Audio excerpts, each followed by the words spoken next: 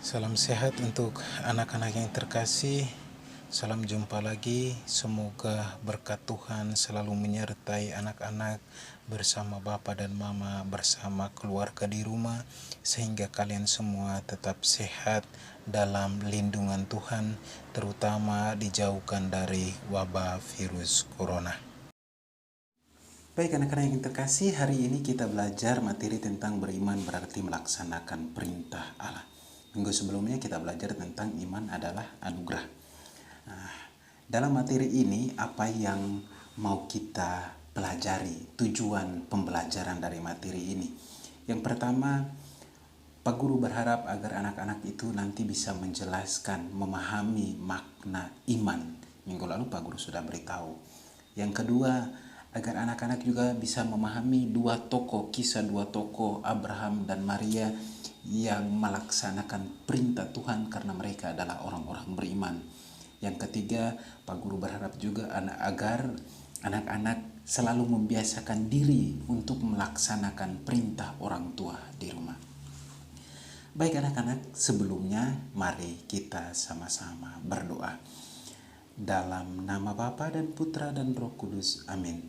Terima kasih Tuhan Yesus, Engkau masih setia menjaga dan mendampingi kami sampai saat ini. Kami percaya bahwa bersama Dikau kami akan diselamatkan.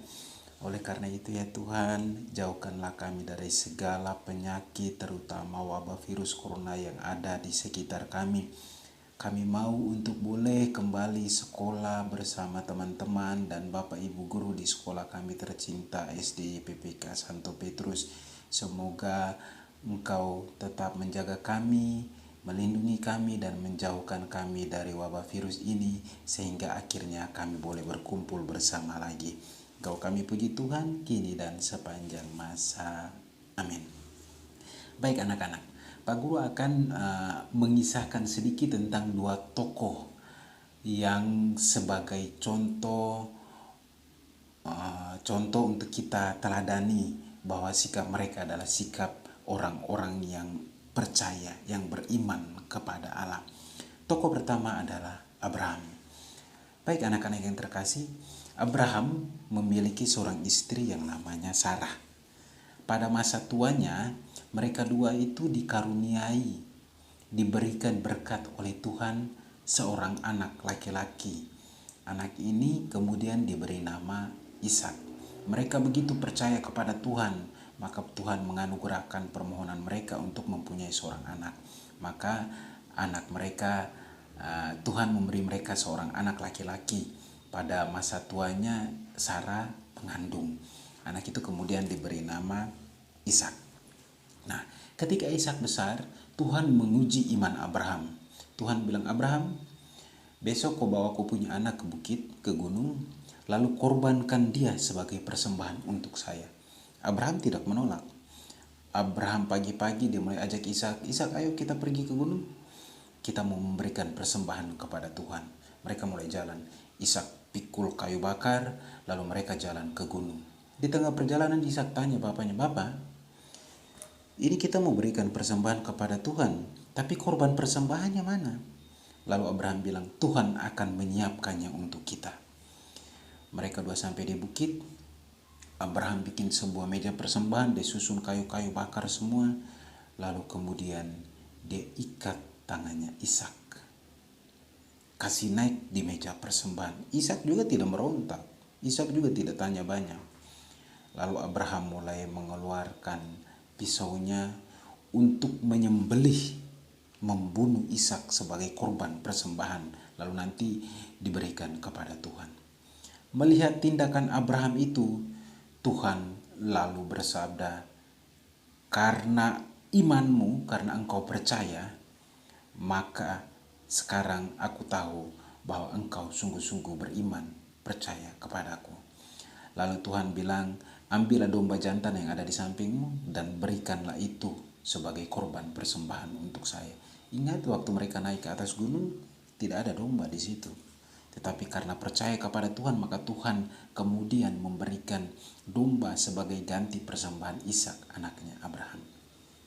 Baik anak-anak yang terkasih, tokoh berikutnya adalah Bunda Maria. Bunda Maria ini dikatakan sebagai orang beriman karena dia percaya akan apa yang dia dapat dari Tuhan Allah melalui malaikat Gabriel. Malaikat datang kasih tahu Maria, "Wei Maria, nanti kau akan mengandung dan melahirkan seorang anak laki-laki. Anak itu harus kau beri nama Yesus." Awalnya Maria bingung, Maria takut. Tetapi malaikat bilang, "Jangan takut. Ini adalah karya Allah melalui Roh Kudus. Engkau akan melahirkan dari Roh Kudus." Maka kemudian Bunda Maria begitu percayanya kepada Tuhan dan menerima tugas itu. Tugasnya apa? Tugas untuk mengandung, melahirkan Tuhan Yesus. Baik anak-anak yang terkasih. Lalu bagaimana agar kalian bisa bertindak sesuai dengan iman yang benar? Anak-anak bisa bertindak sesuai dengan iman yang benar hanya dengan satu cara. Membiasakan diri untuk melaksanakan perintah Tuhan melalui Bapa dan Mama, melalui orang tua. Kenapa? Karena orang tua itu adalah wakil Tuhan bagi kita di dunia ini. Kalau tidak ada mereka berdua, kita tidak ada di dunia ini.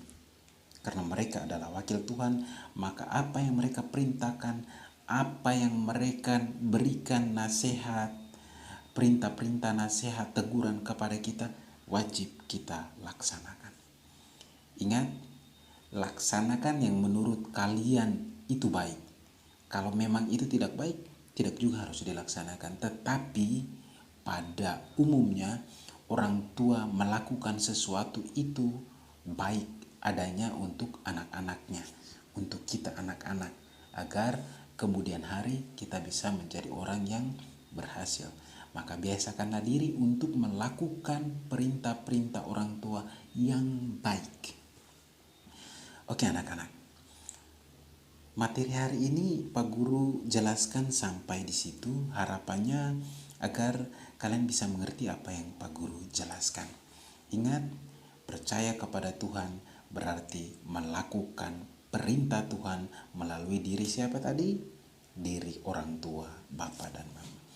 Baik anak-anak, untuk tugasnya Pak Guru minta kalian menulis 3 janjimu pada orang tua. Boleh ditulis, boleh diketik. Lalu tulisan atau ketikan itu minta tanda tangan orang tua. Kalian boleh juga membuatnya dalam bentuk yang menarik. Mungkin ada yang mau tulis di daun kah, ada yang tulis di kain kah, boleh. Pekerjaan kalian kemudian nanti dikumpul di sekolah. Pak Guru harap kalian bisa melakukannya, minta bantuan Bapak dan Mama atau keluarga di rumah. Baik anak-anak, kita tutup materi kita ini dengan doa. Dalam nama Bapa dan Putra dan Roh Kudus. Amin. Terima kasih Tuhan karena kami hari ini boleh belajar bahwa kami harus melakukan tindakan-tindakan sesuai dengan iman kami kepada Dikau, terutama membiasakan diri untuk melaksanakan perintah dan mendengar nasihat orang tua. Semoga kami bisa menjadi anak-anak Tuhan yang selalu dengar-dengaran kepadamu melalui kedua orang tua kami di rumah. Amin. Dalam nama Bapa dan Putra dan Roh Kudus. Amin. Baik anak-anak, ingat jaga kesehatan. Saya jaga kau jaga saya. Kalian semua tetap sehat di rumah ya. Tuhan memberkati. Amin.